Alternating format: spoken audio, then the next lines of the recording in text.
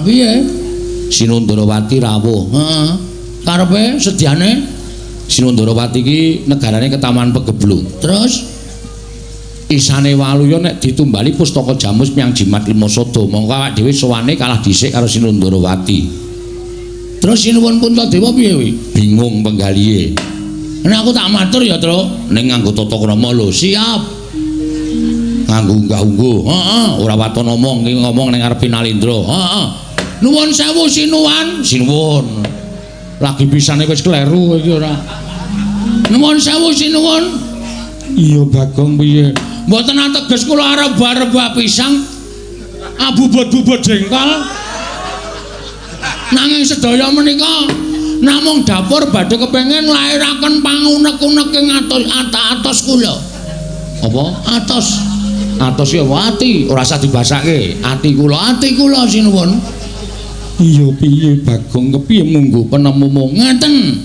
Saniki cara agal-agalan mawon carane mikir nggih nuwun sewu. Nuwun sewu lho. Iya Bagong, saniki ngeten. Sampeyan nuwun sewu, kula badhe nyuwun prisa kalih Sinuwun Prabu Puntadewa. Panjenengan ya percaya nek Ndarawati Ketaman Pegebluk. Ya mesine percaya iki dawuhing Kaka Prabu Ndarawati. Oke, ndak apa-apa. Lho. Basa Indonesia barang iki men-men kaya nggon TV lho, Truk. Mboten apa-apa, percaya mboten apa-apa. Niku hak panjenengan. Ning sadurunge sampeyan percaya, niku apike sedaya menika dipun gelar, dipun gulung, dipun teliti sampun ngantos tuna tembe wingkingipun. Lire piye Bagong? Ngeten sinuwun. Sak jagat Rat Pramudita sing ngagem jeneng Sri Bathara menika nuwun sewu, sak ngertos kula namung kalih. Setunggal Sri Bathara Ramawijaya, angka kalih Prabu Sri Bathara Kresna. Apa ta sebabe kok nganggo jeneng Sri Bathara? Amarga menika titising Sang Hyang Bathara Wisnu. Sapa ta Bathara Wisnu? Niku dewa sing tukang nentremke jagat, dewa sing tukang ngandum kabagyan. Nuwun sewu lho, saniki dipikir ngeten mawon, carane wong lumrah mikir. Negara Wirata niku ratune sing dadi ratu biasa. Ngastina niku ratune Prabu Duryudana, niku ratu jahat, ratu angkara murka. Mongko dewa ndawahaken Pegebluk niku mesti di tempat-tempat sing wonge wis ora iso. Napa niku? Wah, mudyar ora kowe. Wonge wis ora iso eling, tegese wis ora iso manembah karo kersaning Gusti, dijak insaf ora gelem, anane mung tumindak sak kepenake dhewe. Niku Gusti mesti paling welak ing Jawata. Lah upama Gusti niku paring Pegebluk, niku mesti teng negara Ngastina. Ra mungkin Gusti paring Pegebluk kok tenggene negara sing dilenggahi ratu sing titis dewa. Lho niku ra wis ganjil to? Nggih to? Satu. Terus sing nomor loro. Nuwun sewu sinuwun. Sing nami Pustaka Jamus Lima Sada ajeng dinggih tumbal. Niku api-apike ming dipendhem. Monggo Pustaka Jamus Lima Sada menika panggesanganipun para Pandhawa kacariyos, menika panggesanganipun kawula sanegari Ngamarta. Nek Pandhawa koncatan Pustaka Jamus Lima Sada niku badhe apes jurite, apes jayane. Wong sing ora seneng karo para Pandhawa ajeng gawe cintrakaning para Pandhawa niku angel mijet wae ngranti suwe banyu sinaring. Monggo nek digawa teng Ndarawati menggo tumbal, tegese Pandhawa kelangan kekuatan. Nek Pandhawa kelangan kekuatan, nek Pandhawa ana apa-apa, sapa sing kapitunan? Niku angka 2. Ana neh raga ngono iki pokoke tak kupas tuntas. Iya. Nek ana masalah kowe lho, Tru. Lho. Kok nek ana masalah aku piye? Pokoke aku mung ngomong nek ana masalah rampung ngono. Ya wis. Angka 3. Angka 3. Jaman saniki niku akeh wong sulapan. Aja. Jaman saniki niku akeh wong sulapan. Ula dadi dhuwit. Dhuwit dadi meja. Aku biasa nek dhuwit dadi meja kuwi. Heeh. Terus BPKB dadi dhuwit niku wong sulapan. Ngoten. Turuke wong nyewake sandangan. Nuwun sewu lho, mboten kula menika curiga. Oh. Cubriya. Kalian Sinuwun Darawati babar pisan mboten. Ya nek niki Sinuwun Darawati tenan. Lho nek palsu. Nek panjalmaning mungsuh, monggo pusaka wis bacut diparingke Prabu Kresna. Monggo sejatine niki mungsuh. Apa Pandhawa ora kelangan? Napa Pandhawa meneng mawon, Pandhawa mboten lantip panggraitane maringke pusaka wonten panjalmaning mengsah niki mengke kriwikan dadi grojogan, geguyon dadi tangisan. Mula sakmenika Ratu Lenggah Siniwaka niku ampun ngantos nganggo netra lair tok, ning nganggo netra batin. Inggih menika permana sejati, aja nganti ketrusupan. Wapokmu kapan? Aja nganti ketrusupan telik Mangendra Jala ingkang marajal saka sela-selaning garu. Oh apik ta, Tru. Mulane aja sok ngecese aku ya ndek sastra. Ya ndek sastra aku sastra patri. Sastra patri dengkulmu kowe ora. Padha ngoten Patri Menggale. Ya nek Kresna tenan, nek udu, wah wis kebacut meneke pustaka Jamus Klimasada jebul diwenehke Kresna palsu. Wah Pandhawa kapitunan sinuwun.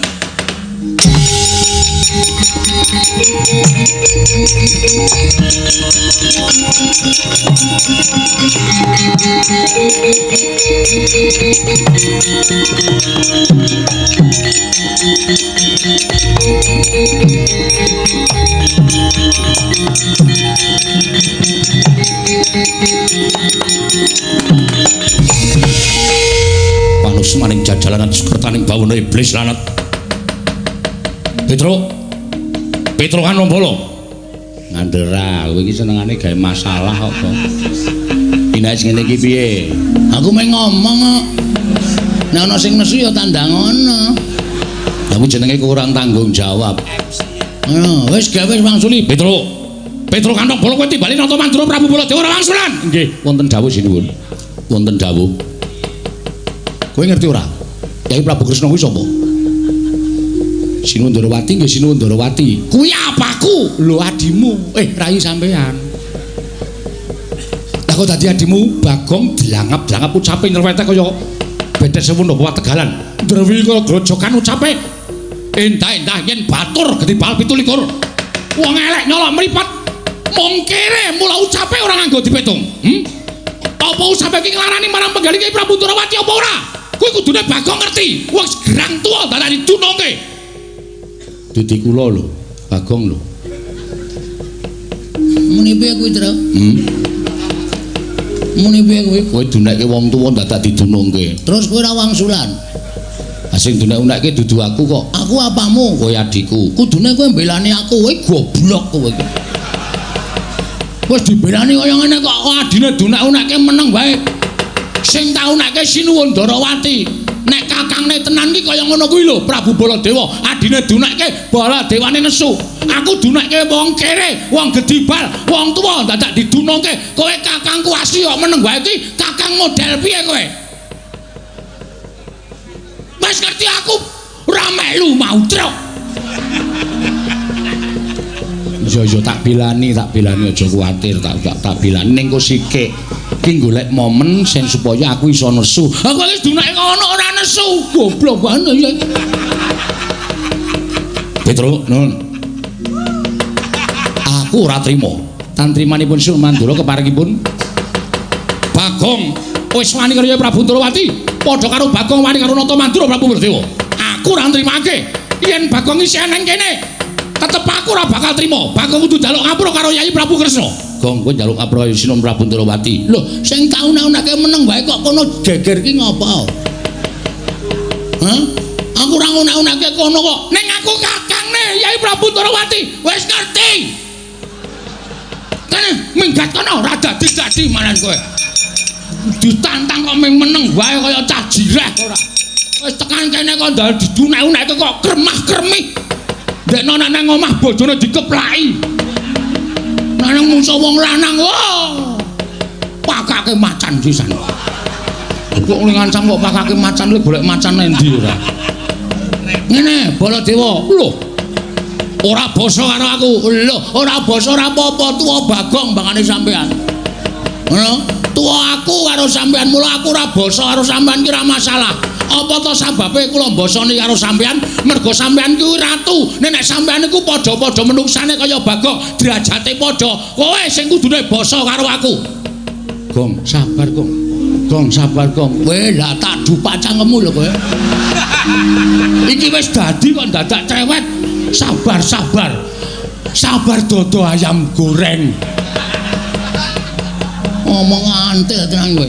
Lho, yen ngono kowe wani kan aku. Lho, biyen wani saiki wani. Aku ratu, wis ngerti. Kowe dadi ratu ki mergo tak coblos. Nek kowe ora tak coblos kowe ora dadi ratu kowe. Kowe mara ning nggon aku, gong aku tulungono. Aku kurang swara 14. Ora, kelingan ora. Sok kene tak nehi cakruk, nyatane ndi sprene tok bangun wae ora. Kaya ngono kok ratu. Ngelingono Mas, sampeyan iso dadi nganggo sandangan teng glebyan ngono kuwi mergo kawula cilik ngene iki. Mula aja sok ngendhek karo kawula cilik. Aja sok kowe ngidak cengele kawula cilik. Kowe aja ngeceh karo kawula ngene iki. Kowe ngune-uneke kawula, kon ngedhukke le dadi ratu apa piye? Aku nglumpukke wong, ngedhukke kowe ora ana telung kedheping netra, glindeng saka kursimu kowe. Aku malah tratapan, Gong. Aja ngono kuwi le. Gong, kok kandhane ngayal. Iki wis ngawul. Oh, sorry ayo. Sorry ayo saking mangkele kaya penyakit ora.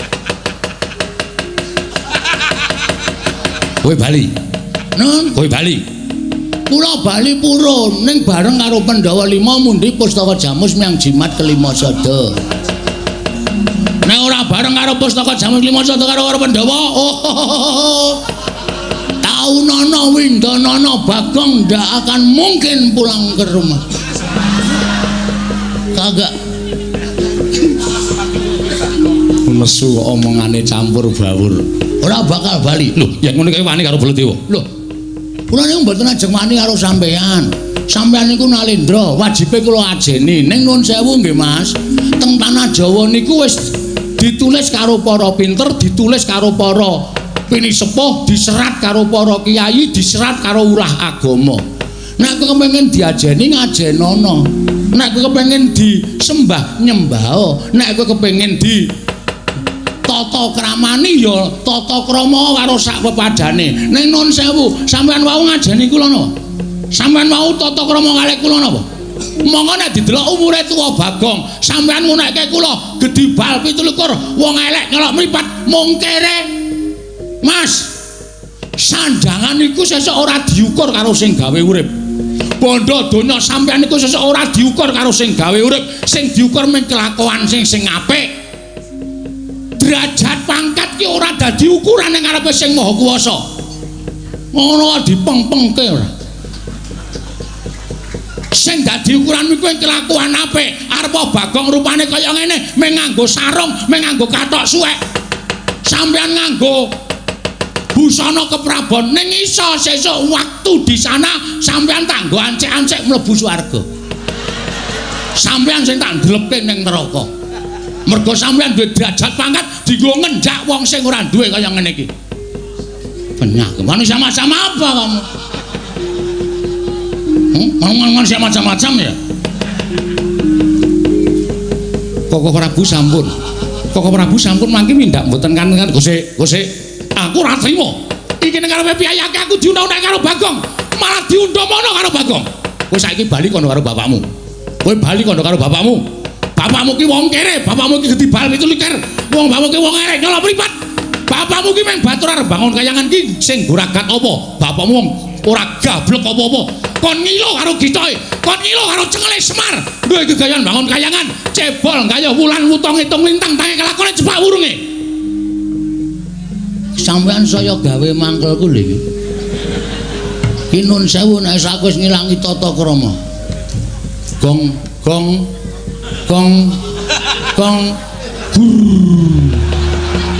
tak ngamut ndasmu lho, Tru. Iki aku wis nesu tenan. Kowe ora nesu ya bapak dunakke wong gedibal 17. Nek ade sing dunakke kowe ora masalah. Haromae. Bapak iki metu saka omah jegoke kirik-kirike tak bleh kok. Rumangsane kok dunak-unak karo Baladewa. Mas. Sampeyan wis kebangetan ngunakke bapakku. Nek sampeyan ngunakke aku ora masalah. Nek bapak anane Bagong urip nang alam padang iki, bapak gojek karo Simbok. Nek gojek kebablasan bapak telat. Anjendel ning jero dadi Bagong. Mulane nganti kowe ngecek karo bapak, siji ngecek karo bapak, loro ngecek karo Simbok. Kuwo. Tatae nyawa bol. Lho. Bol sapa? Jenengmu sapa? Baladewa Dundang. Bol kok ora gelem. Kaya sing apik kong bol-bol iki jijiki ora. Ya men sisan saling ngunake bapakku ora. Yen ngono kowe wani karo Baladewa, sing tak wedeni apamu? Walah dalah yo. Menyang endi bapane mau neter kadek dayan? Manut metu jaba. Lho wis kan biyen tak tokke jaba. Nek tak tokke jero anakku akeh banget. Bagong edian ora. Caedan ora.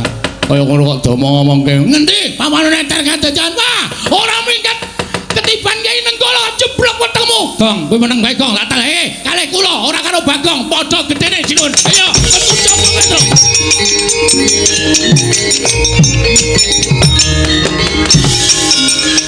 Wah, anu sare cakalan kertane bawakan segala.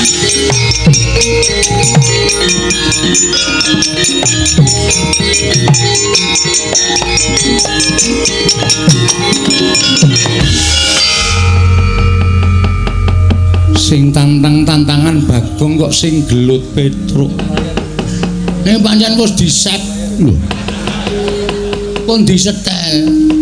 Kula teng dalan wau pun kangsenan kalih si Petruk. Terus nek nang kono gawe dadi geger mergo iki sediane bapak iki ora baen-baen. Terus kula mandheg kalih Petruk kalih ngombe wedang teng angkringan. Ngene wae Tru, gandeng nek nesu ki wangun aku mbangane kowe. Nek gegeran sing nesu aku ning nek gelut kowe lho Tru. Oh ya siap. Ngoten niku mula niki wau janjane pun disutradarai. Oh. Karo sapa nggih kalih kula kalih Petruk. Iya Bagong nggih. Lah terus kowe arep ngopo? Ha niki ngaten mawon, prasaja blak kotang terus terang gandul. Gandeng Petruk wis entuk mungsuh. Iya. Baladewa niku kakangane Kresna, Petruk kakangane Bagong. Pripun nek sakniki digawe kakang mungsuh kakang, adi mungsuh adi. Kok kewanen kowe? Wis pun iki pun tak tekati mudhar mbok wis main wis. Mati kula wujuti ra apa-apa ning omah ya mung dolen uyak-uyak mendring kowe kok. Esuk 2000, awan 2000. Sore 2000 entek-entekan tenan. Kon kula tinggale mudhar mawon. Lho yen kowe arep wis niat arep tekaning pati nantang Koko Prabu Kresna, apa kowe wani? Lho wani nantang ora wani temandange piye? Koko Prabu wonten dawuh dipun tantang Bagong. Kowe nantang aku apa? Anak kono wani? Lho nek aku mesti wani wong aku ratu kok ditantang ora wani iki tegese aku dudu ratu. Hah, nek ngono dadi iki. Iya dadi. Nek pancen wani madhep rene. Aku ngungkurke ratu dosa kuwalat. Tak wenehi palilah, Yayi nyuwun palilah Bagong supados madhep mriki. Bagong madhep Mrana. Siap. Gayeng iki. Baladewa mungsuh Petruk, aku mungsuh Kresna. Ya men kari tumbuk bejane sapa sing entuk kanugrahaning Gusti. Bengi iki nang kelurahan Hargamulya Kresna kalah karo Bagong. Wah, ngendini tak pasangi pamflet. Kresna KO ronde ketiga. Edan kowe. Ora edan serius iki. Wong arep gelut kok dadak guyu barang edan kowe. Ora dadi gelut nek carane ngono. Iya, iya. Wani tenan karo sing tak wedeni apamu? Wah, Bagong kowe aja edan. Meneng ora kowe? Oh, bolok anto, Werkudara to. Ngapunten, Dan ngapunten. edan karo bendarane. Niki ajeng lagi ajeng gelut. Aja wani karo Kresna. Pun to sampean menawa mawon, Werkudara meneng aja men melu tak jajali Bagong. Semangkean temen, men. Ya semangkean kok. Lho, aku semangkean apa? Nyilih pustaka Jamus Lima Sada. Arep tak nggo tumbal. Ayo. Apa pancen negaramu ke Taman Pageblok apa piye? Lho, negaraku ke Taman Pageblok. Buktine apa? Buktine kena dibuktekake nang negara Ndarawati. Oke, ayo rono. Lho, aku lagi tekan kene sawetara. Kok dadak kembali? Aku kesel Bagong. Nah, iki ketone arep ngapusi. Ketone arep ngapusi. Wis ngene wae. Kowe karepmu piye? Ngene wae. Kowe karepmu piye? Lho. Nek kowe mau nantang karo aku tak ladeni piye? Oke, ora masalah. Aku ya ora wedi karo kowe. Iya. Ayo, nek pancen kowe duwe kadedayan ketokno. Oh, aku ora tau duwe kadedayan. Aku ki kadedayanku mung buruk. Pokoke wani-wani ngono wae. Aku duwe pusaka. Oh, enggak ora wedi aku. Tiban senjata cakra mati kowe. Wit. Kok nganggo cakra barang? Wong janjine ora nganggo pusaka kok. Lho, duwe pusaka ora digunakake iki kepiye? Tak tibani senjata cakra kowe mati. Kowe sadurunge nibake senjata cakra, kowe tak tubruk. Tak ingel-ingel tak tekak mati. Aku ora iso mati. Lho kok welane iki. Kok iso ora iso mati? Lho, aku duwe pusaka Sekar Wijaya Kesuma. Iki tak nggo cundhuk. Nek aku mati urip meneh. Wah, Nding. Wah, terus aku urip meneh kowe tak senjata cakra kowe mati terus tak uripke. Lho. Ya ora wong mungsuh kok duripke. Weh, ora nggo duripke barang to? Ora. Waduh cilaka mok aku iki nek ora duripke ora urip. Tenan kuwi yakin. Ora iso urip dhewe. Kowe iki wong edan, dadi kula ora duripke. Ora, ya wis rasa perang. Lah ora terus. Wong kaya ngene iku aku wis apal karo kowe iki senengane gojek karo sapa-sapa tok jagojek. Karo sapa-sapa tok jagojek. Werkudara bareng tok jagojek. Lah edan. Seprene urung dibalekke. Apa to? Rek. Lah. Satriya kok sing mikir rek. Wah. Neng alun-alun ketemu karo aku. Dheweke njilih rek aku. Rek gas. Tak silihi di aku dheke. Wah, seprene disak. Wong mungsuh wong kaya ngene kok ya tok ulunge lho. Wah, Men rek gas durus. Watu kok sesuk. Sesuk ancar dikai gas kompor kae. Nggo nyumet rokok murup sak raine. Lah idak gasmu kowe. Ben arep ngamuk. Lho. Bagong aja ngamuk nang kene. Kowe metu njaba wae Bagong. Nggih ngonten mawon nggih sinuwun. Kula tak nututi Petro nggih. Iya sing ati-ati. Nggih, sampun nyuwun pamit sing ati-ati. Sampun nggih sinuwun. Iya, kula nyuwun ngapunten. Ora apa-apa. Aku iki kulino gojek karo kowe nggih.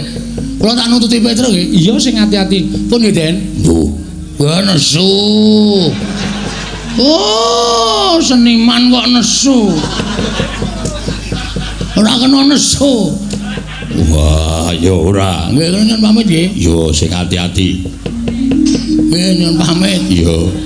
Pun nggih, Den. Iya sing ati-ati Bagong. Ndarana kula dhewe nyuwun pamit. Iya Bagong sing ati, iya Bagong sing ati-ati. Yem aku njaluk pamit ya, Yem.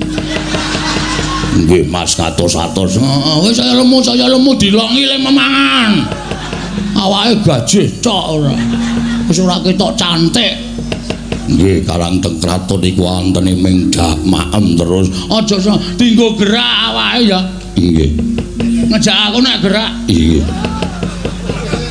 Wis ya iki sapa iki? Mbak Yu kula. Jenenge Naminipun menika anu sinten sapa Yu? aku Jainal. Wedok kok jenenge lanang iki. Nyemelangi iki. Sampun nggih sinuwun. Iya Bagong sing ati-ati aja kaya bocah iki. Nune nggih nyuwun pamit. Iya. Sampun sinuwun. Iya Bagong sing ati-ati. Pun nggih Den. Yo sing ati-ati. Ndaraku nyuwun pamit. Iya sing ati-ati. Ndarana kula dhewe. Iya Bagong sing ati-ati. Pun kula tak metu lho apa? Nek ora tak kandhani Petro iki jan tobat tenane. Niki mongko ndak malah kriwikan dadi grojokan geguyon dadi tak. Anu kula nyuwun pamit nggih sinuwun. Iya sing ati-ati aja kaya bocah nggih karang kula niku Petro ki nek wis nesu wonten iki kae. Iya, bingung andian kula niku. Mengke mesti wani karo Prabu Baladya mesti wani. Iya, nggih. Pun nggih? Iya, Bagong sing ati-ati. Sampun, Ndara. Iya. Ndara Janaka pun nggih? Iya. Nah, Zainal pamit sik ya, Nah. Nggih atos-atos. Kawan-kawan anu pun duwe nomor WA. Gadah. Ya engko WA-mu dilebokke WA aku ya. Inggih ngestakaken. Heeh, engko men iso WA-WA-anan inggih. Pun ngoten mawon nggih ndara-ndara sedayanipun. Iya, Pak. Iya, Pak. Iya, Pak. Iya, Pak. Kula nyuwun pamit madal paselan. Bareng. Iya sing ati-ati. Aja kaya bocah cilik nggih. Nek ora tak elekke menangi tenan nek Petro niku. Ora jan niku iki bola-bali arep ngopo. Wah, jan wis do ora tanggap. Wis pomat pamit kaya mesa dinengke wae. Mbaya ngulungi pira 10 apa pira. Oh cah edan njaluk dhuwit to. Jawa niku ngoten niku. Pomat pamit wirawiri niku men disangoni. Dene ora duwe perasaan ya kebangetan. Nalindra lenggah Siniwaka ora ngesak dhuwit. Waduh. Sinondrawati, aku ya ora nggawa. Aku ki nitih kreta mau tekan kene. Walah. Duwe. Ala rumah-rumah iki mau. Edan kulit-kulit banget ya. Kulit banget. Dara Sesuk neng Karang Kadempel tak paringi aja neng kene. Waduh semayani. Kesuwen, Bu. Yang kowe nggo 15 ora? Sing wingi dereng diwangsulke. Alah lali aku ya ngapura ya. Karang kuwi kulino ya, aku paling kendel nek ora nyaur. Cah glereng padake. Pun ngaten mawon nyuwun pamit nggih. Iya sing pun nggih. Iya. Pun nggih. Iya. Ora ngono sak. Waduh, ngopo meneh? Dompet kula tiba. Lho, dompetmu tiba nggih. Dompet kula dawa kaya dompete cah enom lho. Lho, lha ngesak nang ndi tembure? Tibane nang ndi? Ah mesti teng mriki on teng mriki kok. Isine apa? Werna-werna. Sertifikat. BPKB, STNB. Kabeh tiba kabeh. Ana duwite ora? Ana cah cukup e. Pira? Manut. Lho. Ku ngarep njaluk kok duit kok manut. Pun ndak. Pun nggih. Kowe pangkatmu apa kowe? Kula Tumenggung. Tumenggung sapa? Iya Tumenggung Negari Ngamarta, Tumenggung Enggal. Oh. Cahanyar. Kowe ndedet 200 ora? Lho. Gadah iki lho. Ana asile. Lho disuwun ampun. Ah kene to. Ah pecat kowe, kowe ngerti aku ora? Iki ora Bagong. Abdi kinasih Ngamarta iki aku. Prabu-prabu kae ratu-ratu kae do manut karo kono 200 kae aku. Oh nggih. Nyaur njaluk Kresna. Oh nggih ngestaken jam. Kae Werkudara apa member kae. Ning jaba njaluki dhuwit wong sing kon nyaur aku. Wah, Bagong pancen bocah. Ana kawan sing dugal warisan. Awak dhewe sowan kalah dhisik. Kalah dhisik karo sapa? Sinuwun Ndarawati. Mergane Sinuwun Ndarawati ya nyilih pustaka Jamus Myang Jimat Limasada. Kok iso sebab arep ngapa? Ndarawati ke Taman Pegebluk, Gong. Isane Walya Nirmala Temajati, Jati Temah Mulya. Nek Ndarawati tinumbalan pustaka Jamus Limasada, mongko Sinuwun Ndarawati wis kebacut nembung. Awak dhewe nembung tiba keri, sing keri tiba keri, sing dhisik tiba dhisik kuwi pernatan negara Ngamarta. Ora iso nek carane ngono kuwi. Kowe aja ngowahi pernatan. Kene tak rembuke. Weh, wong bodoh kowe mundur. Gong ora gawe masalah. Masalah piye? Iki ki mung arep ngrembug kok masalah. Ke belakang. Iya, iya. Ora tak urus ora. Nuwun sewu Sinuwan. Sinuwun. Oh iya kleru Sinuwun. Iya piye Bagong? Nuwun sewu, kula ganti Petro. merga Petruk mboten iso ngrembug perkara napa sing mangendikake. Iya Bagong. Nggih. Kula nuwun sewu lho menawi wonten cewek teng ngatur dunadung kaping tanduk kiranging tata krami kula nyuwun pangapunten. Ora dadi ngopo anggen kula munjuk atur. Ora dadi ngopo Pik Bagong. Nggih. Nuwun sewu Sinuwun Darawati rawuh mriki ajeng napa? Nyuwun ngampil pusaka Jamus Kelima Sada. Dingge napa? Dinggo tumbal wadaling praja ing Darawati. Kosek tekan semanten mawon kula tak matur. Iya Bagong. Pusaka Jamus Kelima Sada niku kagungane sapa? Kagunganing para Pandhawa. Dudu, salah. Kok salah piye? Sing duweni pustaka Jamus Kelima Sada menika para Pandhawa lan para kawula negara Ngamarta. Apa? Apa to? Kuwalik ya kuwalik. Apa to sebabe kadar baeng para kawula amargi kawula niku ya uripe gumantung karo pustaka Jamus Kelima Sada. Pandhawa ya sugenge dumantung karo pustaka Jamus Kelima Sada. Ha ning saniki nuwun sewu, rembuke enten riki niki perlu dipetung, perlu diglejah. Ngono lho terus nek matur ki sero. Iya. Mbah bener mbah luput sero. Iya Gong. Heeh. Ha, kula ajeng nyuwun prisa. Piye? Piye Bagong? Kok sik lagi mikir? Nuwun sewu, jagat menika negari menika kathah. Ngamarta, nggih to? Iya. Ngastina, Darawati, Mandura, Kumbina, Wirata, Lesanpura, Pancala lan sak piturutipun menika kathah nalendra-nalendra sami lenggah. Iya Bagong. Nggih. Terus sing disebut pagebluk menika panjenengan ngertos mboten? Pagebluk kuwi welaking Jawata. Ha nggih. Apa to sebabe dewa ndawahake pagebluk? Pagebluk menika tiba teng papan sing wis pancen ora iso didandani uripe menungsane. Menungsane wegah napa warah nampik pitutur becik kon ngibadah ora gelem tumindake sarwa maksiat. Monggo dielekke bola-bali ora gugu niku Gusti mesti paring pagebluk dateng papan niku supaya uripe menungsa do eling karo sing gawe urip. Dadi nek pagebluk niku tiba teng papan sing apik, sing menungsane apik, kawulane becik niku mustahil. Iya Bagong. Nggih. Saniki kula tak takon, niki alon-alon le Rembug men do cetha. Iya. Negara sing ketunggon dewa ngene sapa?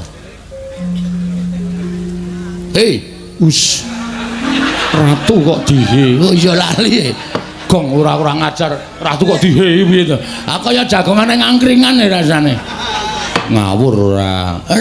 Negara sing ketunggon dewa sinten? Darawati. Cocok. Sapa ta sing ora tepung karo Prabu Sri Bathara Kresna? Prabu Sri Bathara Kresna menika nalendra titis Sang Hyang Bathara Wisnu. Sapa ta Wisnu? Wisnu menika dewa tukang nentremke jagat. Tukang andum kabagyan menika Bathara Wisnu. Lah saniki pertanyaan. Pertanyaannya, negara sing ketunggon dewa kok ketaman pagebluk menika nuwun sewu. Apakah mungkin? Napa iso kelakon? Turta nuwun sewu, pustaka Jamus Kelima Sada ajeng dibeta teng negara Darawati, tembunge dinggo tumbal. Nggo tumbal niku dinapake, niku dipendhem kaya ndas kebon nika. Nek pustaka Jamus Kelima Sada niku dinggo tumbal teng negara Darawati, ateges pustaka Jamus ora bali meneh teng negara Ngamarta. Panjenengan kelangan pusaka, wong sing ora seneng karo para Pandhawa, ajeng gawe cintrakaning para Pandhawa, angel mijet wae ngranti suwe banyu sinaring. Nggih mboten? Iya Bagong. Nah, mula kudu dipikir tekan semonten. Ampun grusah-grusu. Lah sing kedua, iya. Isih ana tesih niku nek gelem ngomong, ampun tekanku setengah loro.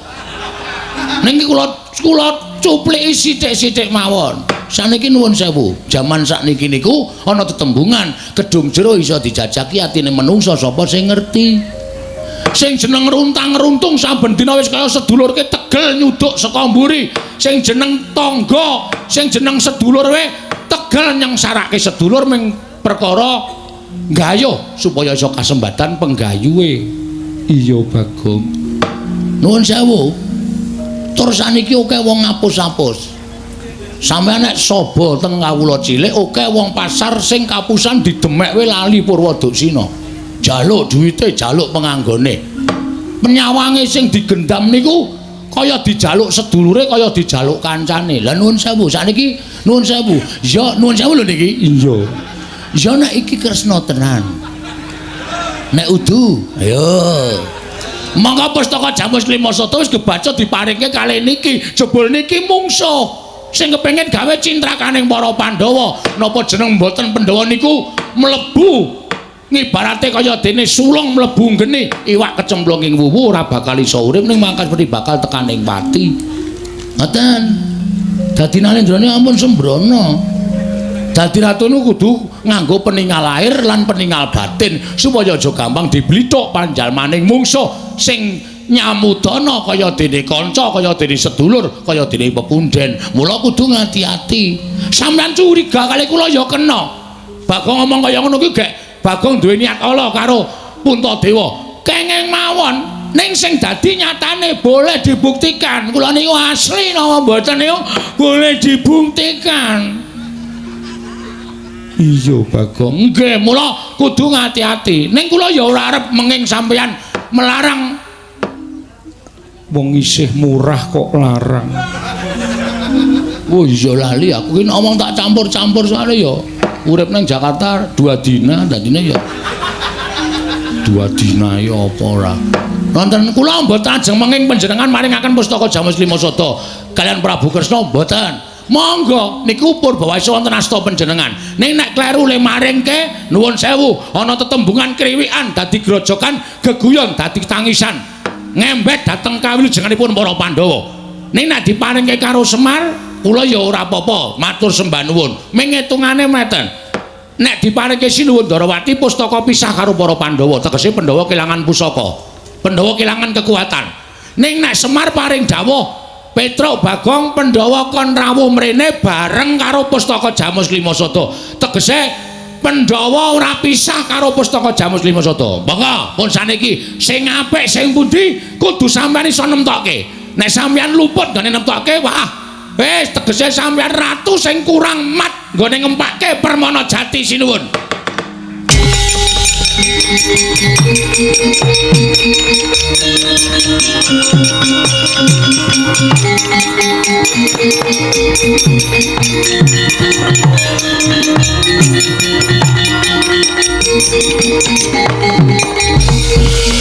Panus maring jajaran syukur taring bawune iblis lanat.